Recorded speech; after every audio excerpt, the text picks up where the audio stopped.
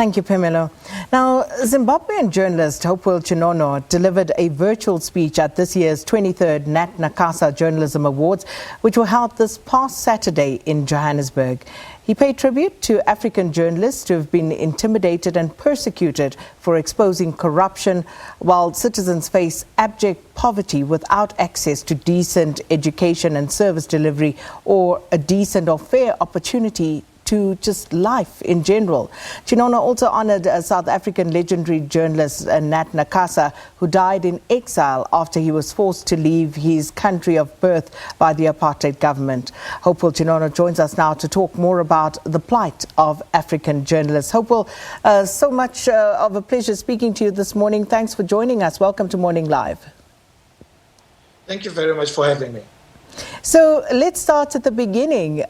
The keynote address was delivered virtually because you once more failed to receive your passport. So let's just start with that story, because we've been reporting on you in our trends, in our news, about the persecution that you've been facing.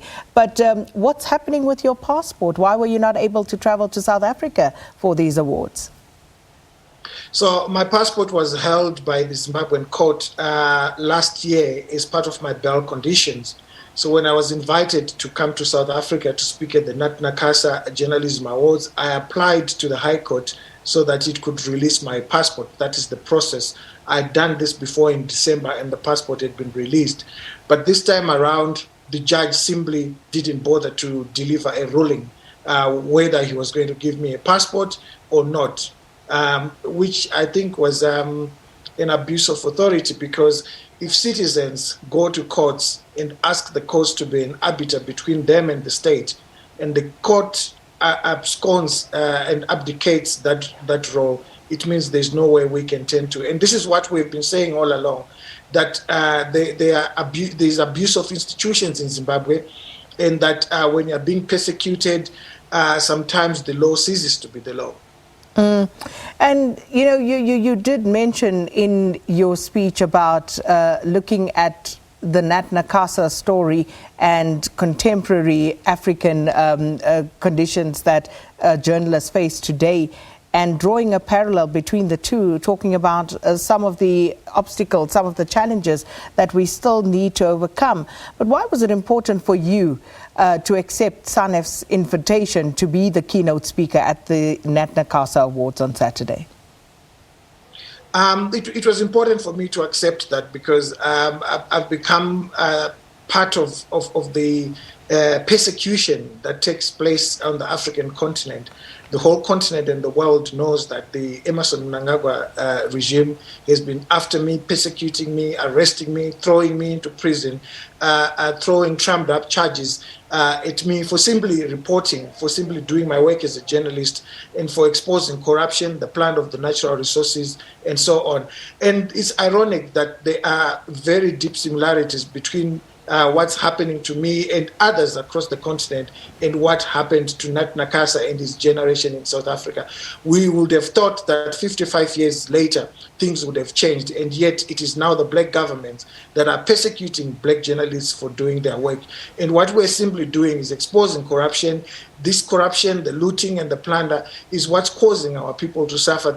In Zimbabwe, as I said in the speech, the biggest hospital only has 2 maternity theaters, which were built in 1977, and only one is working. 2,500 Zimbabwean women die every year trying to give birth, and that's the equivalent of 15 jumbo jets crashing. It's unacceptable. Yet when we say those things, we are persecuted, we are thrown into prison. The second time I was arrested on the 3rd of November, I was actually arrested for exposing corruption. The president niece, who had been caught at the international airport in Harare trying to smuggle 6 kilograms of gold to Dubai, was going to get bail unopposed. It was a corrupt arrangement. When I reported that, it was me who ended up spending 20 days in prison. So those are some of the abuses that journalists face on the African continent, and those are some of the abuses that I face personally here in Zimbabwe. Hopewell, correct me if I'm wrong, but you've spent more than 80 days altogether in various Zimbabwean jails since July last year, when we picked up on your persecution. But what encourages you not to give up? and to continue exposing the corruption as you have been doing? Yes, I spent 85 days between the 20th of July and the 20th of July 2020 and the 27th of January 2021. The third time I was arrested was on the 8th of January. This time I was arrested for something that I didn't actually do. The state lied in court that I'd tweeted about an incident involving a policeman. I'd never done that. The magistrate said there was overwhelming evidence, something that was laughable because there was no evidence adduced in court at all. And they used a law that does not exist. I spent 20 days for that particular arrest in prison. And you know, what keeps me going is the knowledge that if people like myself fail to do our work as journalists, corruption will continue happening. Billions of dollars are looted every year by Emmerson Mnangagwa's regime, and some of his surrogates like Kudata Gwirei of the Sakunda firm are responsible for being used to loot this money. And if we don't report, as I said, more women will continue dying without access to service delivery in hospitals. The majority of Zimbabweans in towns don't have access to clean water. Zimbabweans suffer from cholera from time to time and they die, a medieval disease that should not be happening in this part of the century. So we need to continue doing our work as journalists. Otherwise, if we don't do so, the looting and the plunder will continue happening unabated. So, speaking of these charges, and as you say, trumped up criminal charges hanging over your head, are you fearful, Hopewell, of what could happen to you? Well, we've been told, we've been threatened. You get anonymous calls telling you that there's a directive that you should be convicted regardless. We have been threatened and told that we are going to be convicted and thrown into prison during the election time because they feel that people like myself have some sort of influence. The only influence that I have as a journalist is to do my work. But of course, state institutions are used to deny us our rights, our human rights. As you saw, I was not able to travel to South Africa, and yet I had put an application before a court that should be competent, the High Court. And so I used to be fearful, but I'm prepared for anything. I'm just doing my work. Any democratic government should respect the rights of journalists. Even repressive governments in other parts of the continent and the world, they have some decency of respecting journalism. But in Zimbabwe, it has become absolutely difficult. Last week, websites which have connections to the ruling party were publishing lies about us. They are doing everything possible to make sure that people like myself do not continue doing our work as journalists, and that is shameful. But we have to continue doing our work. Do you find that the public is swayed by these lies that are being purported, or does the public have a keener sense of discernment, Hopewell, to actually make up their own minds about what is true and what is not? No, the public is not foolish. They know exactly what is happening. That's why they ignore the stories. The story that was published last week was ignored, and people were actually laughing at it because it was utter nonsense. And the fact that when I was arrested the first time in July in 2020, the Zimbabweans Lives Matter hashtag started in South Africa, which means even in your country in South Africa, South African citizens understand that my persecution and that of other Zimbabweans is merely political. It has nothing to do with any criminal charges. They understand that the criminal charges are trumped up. They are meant to stop us from doing our work and exposing corruption. So no, the citizens are quite aware about what's happening, but there's nothing they can do. They're as helpless as I am because the state and the Emmerson Mnangagwa regime, they have control of state institutions and they do as they wish. Now, we looked at Nat Nakasa and his story and how he was literally forced into exile by the apartheid regime. Have you ever thought of leaving your country, Zimbabwe, and starting a new life in another country, Hopewell? No, I will never leave Zimbabwe. Zimbabwe is my home. I will not surrender my citizen rights because I'm being abused. I'll stay here. If the regime chooses to kill me, as it sometimes threatens me, they can do so. History will be kind to me. And the ongoing corruption, Zimbabwe, one of the things, even as recent as maybe 10 years ago, one of the things that stood out was still the level of education in Zimbabwe and how that was just lauded and sought after. But now when you speak to people, even that is no longer applicable. So where to for this country? And also the agency of the Zimbabwean citizens. Do you feel that people are able to actually practice and give expression to that agency that they actually do have as a citizenry? It is difficult for the citizens to express that agency, and sometimes you get frustrated because at times the lack of political consciousness. But the only thing that can happen now, to answer your question, where to, is for the Zimbabwean citizens to take a note from the Zambian youths. The future that is being destroyed today by these men and women in government belongs to the youth. It's about their future. It's about the future of their children and their grandchildren. They have to go and register and vote, and they have to go and vote and protect that vote. We saw that happening in Zambia. The president-elect, the new president of Zambia, was persecuted. In 2017, he was charged on a trumped-up charge of treason for merely failing to give way to the motorcade of Edgar Lungu. He spent 127 days in prison. So there's nothing peculiar to us that has not happened to others who have emerged triumphant. So it's important for Zimbabweans to take a note from Zambia, go register to vote, go and vote and protect that vote. You cannot accuse a regime of rigging if you don't register to vote and you actually go and vote. So the only way out for us is to go and vote in huge numbers. If the election is rigged, then you can make a stand after that. And you look at our situation here in South Africa, Hopewell. South African journalists have recently also come under immense pressure and hardship for their work in exposing corruption.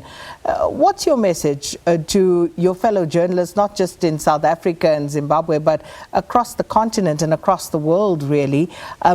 What's your message to them when they are facing such difficulty in their own countries?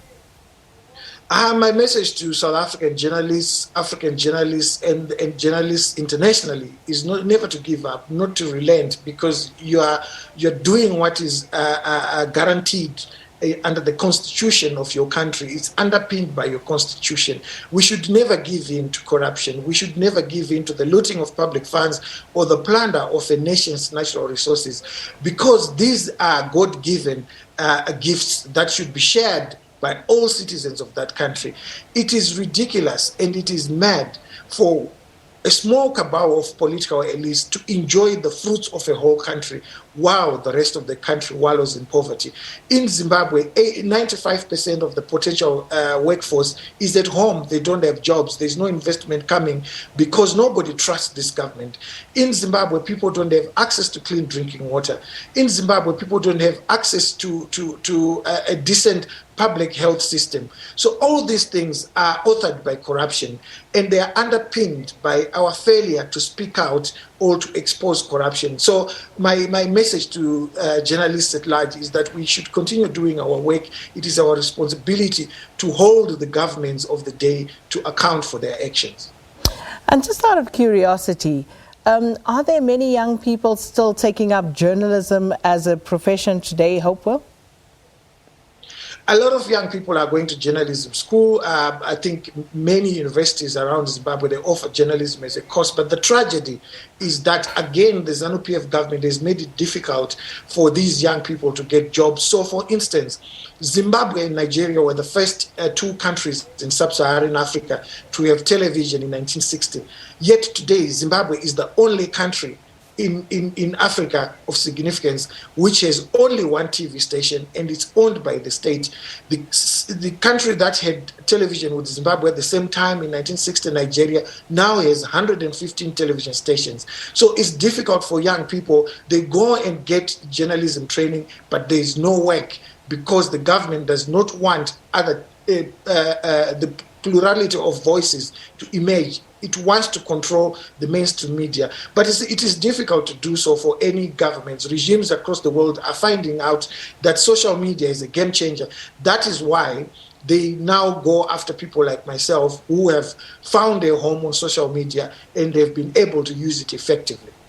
And just finally, Hopewell, in previous years, a lot was said, not very flattering, about South Africa's quiet diplomacy, for example, in dealing with Zimbabwe and the situation there. The South African government will, of course, argue that Zimbabwe is a sovereign state, and as such, it is not for South Africa to impose or interfere in the sovereign affairs of Zimbabwe. But looking at the region, the SADC region, do you believe that there is more that should be done, that could be done by neighboring countries regarding what is going on in Zimbabwe at the moment? Yes, indeed. It's important for South Africa to realize that the problems that take place in Zimbabwe don't just remain in Zimbabwe. They are in South African cities today.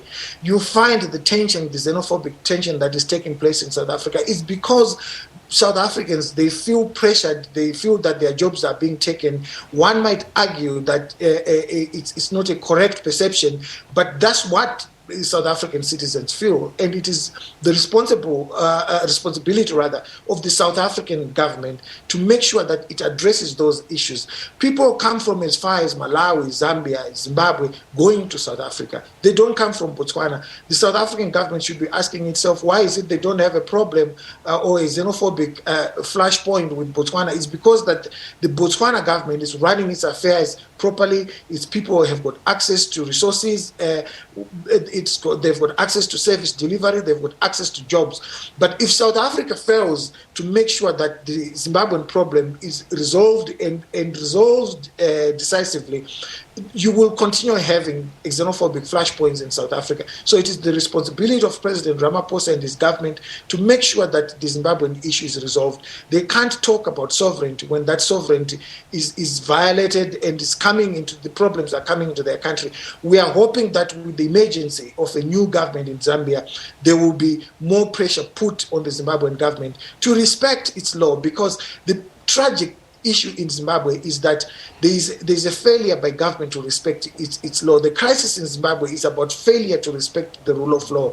If the government respects the rule of law, respects state institutions and doesn't use them as a party organs, then there won't be a crisis in Zimbabwe. I don't think it's anything difficult for South Africa or for the SADC region to say to President Mnangagwa and explain to him that it's important for him to respect the constitution that he made an oath to respect when he became president. Well, Hopewell Chi'ono, thanks so much for your time this morning. A Zimbabwean journalist talking to us about the plight being faced by African journalists who are tirelessly working to expose corruption in their countries. And that, unfortunately, is all we have time for this morning. But thanks so much for being